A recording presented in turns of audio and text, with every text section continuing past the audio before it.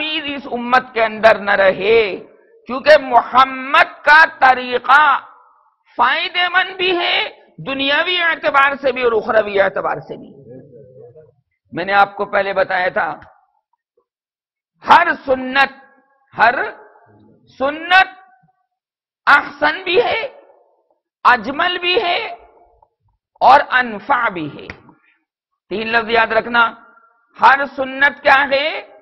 احسن بھی ہے، اجمل بھی ہے اور ساتھ میں انفع بھی ہے، یعنی دیکھنے کے اعتبار سے بھی وہ خوبصورت لگتی ہے، عمل کرنے کے اعتبار سے بھی باطنی طور سے خوبصورت لگتی ہے، اور نفع بخش اتنی کہ دنیا میں بھی نفع بخش اور آخرت میں بھی نفع بخش، یہاں تک کہ اس جیسا طریقہ کار جو نبی کریم صلی اللہ علیہ وسلم نے سکھلایا، اس جیسا طریقہ کار تو یار کسی نے سکھلایا ہی نہیں۔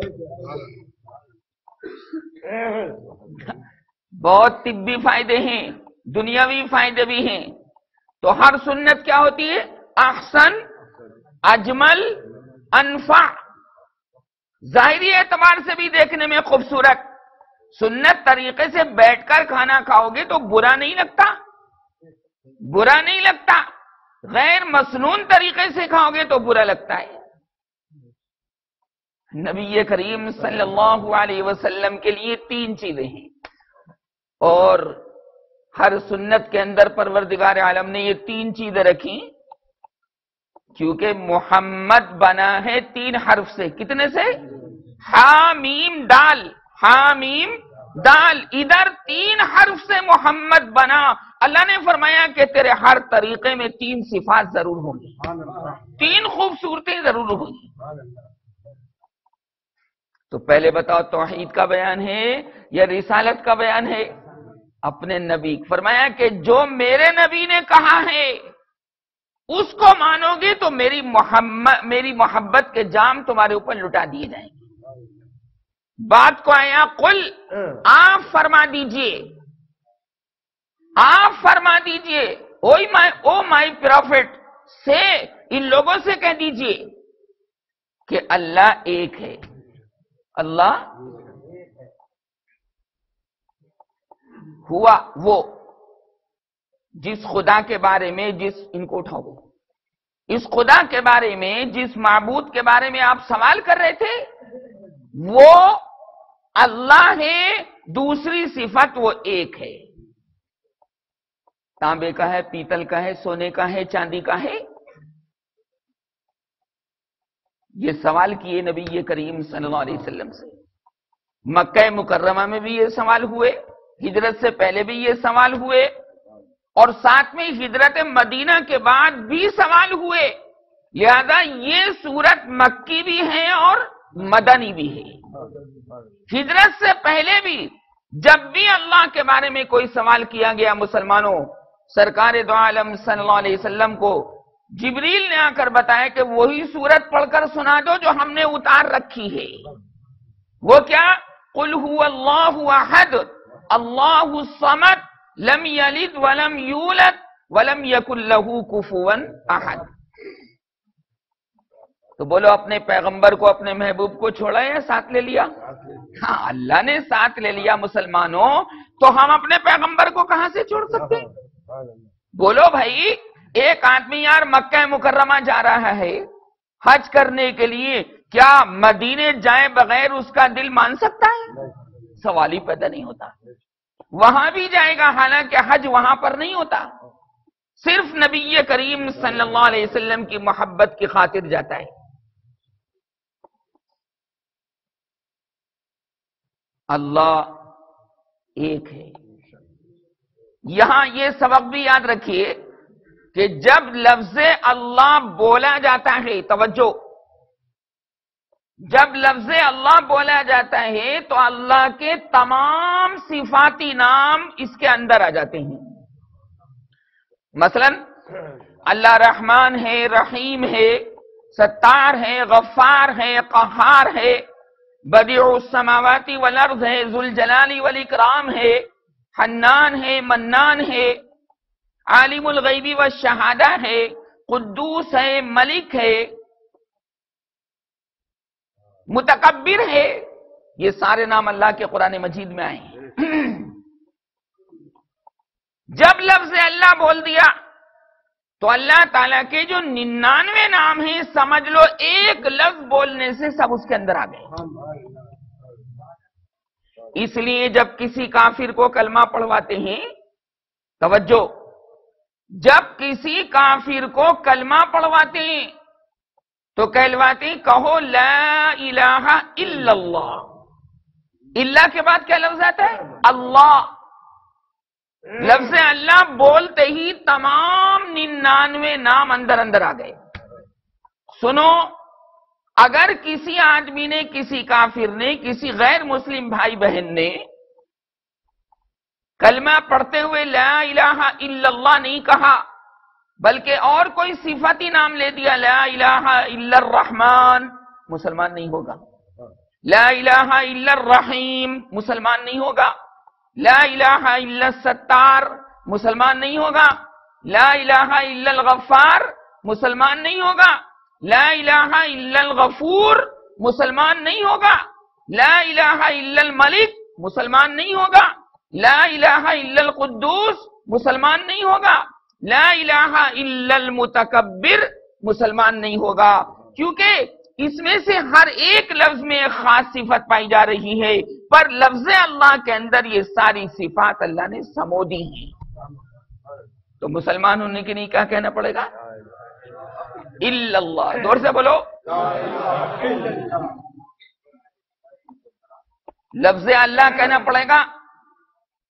اس لیے پروردگار عالم نے اپنا تعارف کراتے ہوئے، اپنی پہچان کراتے ہوئے کون سا لفظ استعمال کیا؟ کون سا لفظ استعمال کیا؟ اللہ۔ دور سے بولو، قل هو اللہ احد۔ اگر لفظ رحمان استعمال ہوتا تو صرف رحمت کا ذکر ہوتا، باقی صفات کہاں گئی اللہ کی؟ ستار، گناہوں کو چھپانے والا، اگر یہ ذکر کر دیا جاتا تو گناہ کے چھپانے کی صفت تو ظاہر ہو گئی، پر غفار، قہار، جبار، یہ صفات کہاں چلی گئی؟ تو لفظ اللہ ان تمام صفات الہیہ کو اپنے اندر سمیٹے ہوئے ہیں۔ تو کلمہ پڑھاتے وقت کیا کہنا پڑے گا؟ الا اللہ۔ یہ اس میں ذاتی ہے اللہ کا۔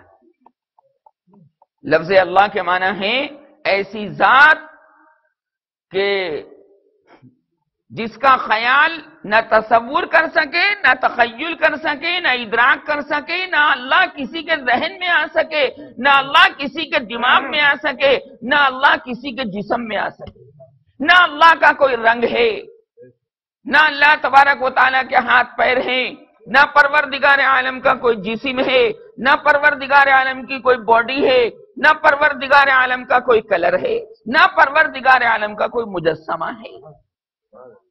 کوئی مجسمہ نہیں۔ اگر اللہ کا مجسمہ آپ نے مان لیا، اللہ کی مورتی مان لی، تو اس کا مطلب یہ کہ سیکنڈ نمبر کا خدا آپ نے مان لیا، اور جب سیکنڈ نمبر کا خدا آپ نے مان لیا تو اسلام کی توحید باقی نہ رہی، اور جب توحید باقی نہ رہی تو آدمی مسلمان کیسا؟ اگر یہ مان لو گے کہ اللہ تعالیٰ کی مورتی ہے، کافر ہو جاؤ گے۔ ہمارے یہاں اوتار کا کوئی مسئلہ نہیں، ہمارے ہاں یہ مسئلہ نہیں اسلام کے اندر کہ بھگوان اتر آیا اس انسان کے جسم میں، یہ حلول کہلاتا ہے۔ کیا کہلاتا ہے؟ حلول کا عقیدہ ہمارے ہاں نہیں ہے۔ اللہ کے مثل جب کوئی چیز نہیں ہے، اللہ تعالیٰ دوسری چیز میں کیسے اتر سکتا ہے؟ کیوں وہ اتر سکتا ہے؟ ارے ہم کمزور ہیں، وَخُلِقَ الْإِنسَانُ ضَعِيفًا، اللہ طاقتوروں کا طاقتور ہے، اللہ قویوں کا قوی ہے، اللہ ارحم الراحمین ہے، اللہ تمام صفات حسنہ اپنے اندر رکھتا ہے، تمام صفات کمالیہ اپنے اندر رکھتا ہے۔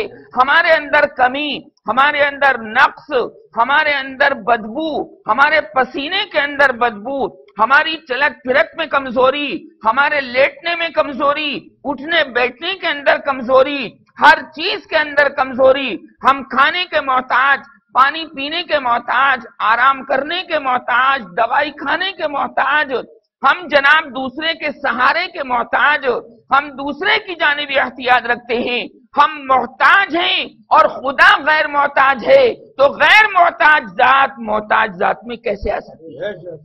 سوال ہی پیدا نہیں ہوتا، آ ہی نہیں سکتی۔ اس لیے وہ اوتار کا جو مسئلہ ہے کہ بھگوان اس میں سما گیا، نہ ہمارے یہاں کچھ نہیں، ہمارے یہاں تو نبی کریم صلی اللہ علیہ وسلم محبوب خدا، حبیب خدا تو ہیں لیکن اللہ نہیں ہے، محمد کی عبادت نہیں کی گئی، محمد کے طریقے پر اللہ کی عبادت کی جاتی ہے، اس کے علاوہ کچھ نہیں ہے۔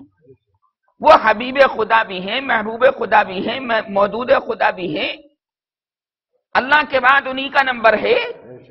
لہذا بھائی اگر ہم نے یہ کہہ دیا توجہ کیا اللہ تعالیٰ کی طرح بھی کوئی ہے، معاملہ خراب ہو جائے گا، پھر تو ہم دوسرے در کے بھی محتاج ہو جائیں گے۔ ہمارے غیر مسلم بھائیوں کے ہیں تو 35 ہزار خدا ہیں، کتنے؟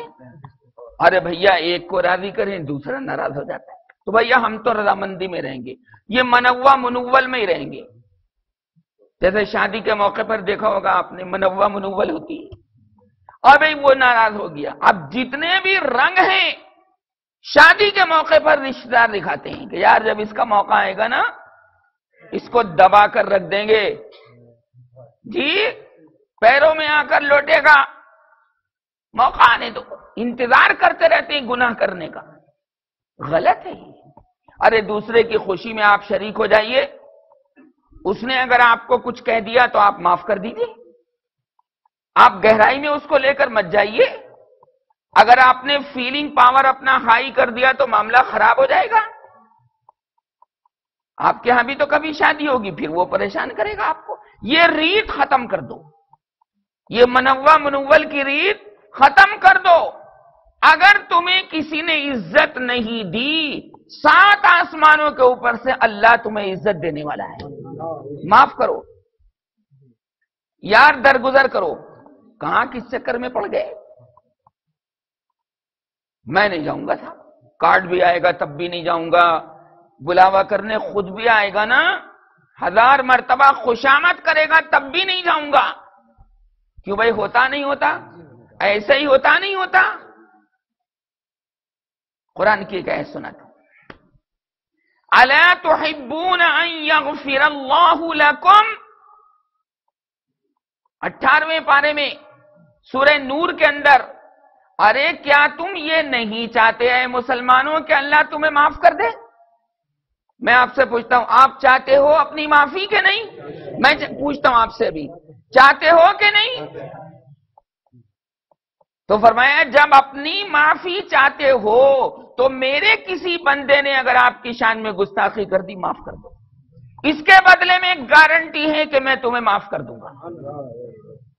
آج تم نے اپنے نفس کی خواہش کو دبا لیا، اپنے نفس کی خواہش کو دبا لیا، طبیعت چاہتی تھی کہ یار اس کے ساتھ میں خوب خوش آمدید کرواؤں، نہیں بھائی نہیں، شریک ہو جاؤ، اس کے دل میں تمہاری محبت اور بیٹھ جائے گی کہ یار میں نے فلاں وقت میں اس کو ایسے ایسے کہہ دیا تھا، مگر بھائی کتنا زبردست اس کا سینہ ہے اور کتنا زبردست اس کا ضمیر ہے کہ یہ تو یار اس بات کو بھلا بیٹھا اور میں اس کے ہاں شریک ہو گیا اور یہ میرے ہاں شریک ہو گیا۔ اور جنازے میں تو کوئی دعوت دی نہیں جاتی۔ حضرت صدیق اکبر رضی اللہ تعالیٰ عنہ کے زیر خرچہ جو صاحب تھے، مستاح، کیا نام تھا؟ میم سین قاف، وہ حضرت عائشہ صدیقہ پر جب تہمت لگی تھی، واقع عفق کہلاتا ہے، اس کی پوری تفصیل ہے، کبھی موقع ہوگا تو اس کا ذکر کروں گا۔ تو سارے مدینہ منورہ کے اندر کھلبلی مچ گئی تھی کہ عائشہ نے گناہ کر لیا، عائشہ نے گناہ کر لیا، عائشہ نے گناہ کر لیا۔ تو حضرت مستاح ایک غریب آدمی تھے، ابو بکر صدیق رضی اللہ تعالی عنہ ان کا سارا خرچہ برداشت کرتے تھے، کھانے کا، پینے کا، کپڑوں کا، لتوں کا، ساری چیزوں کا۔ اب جب ان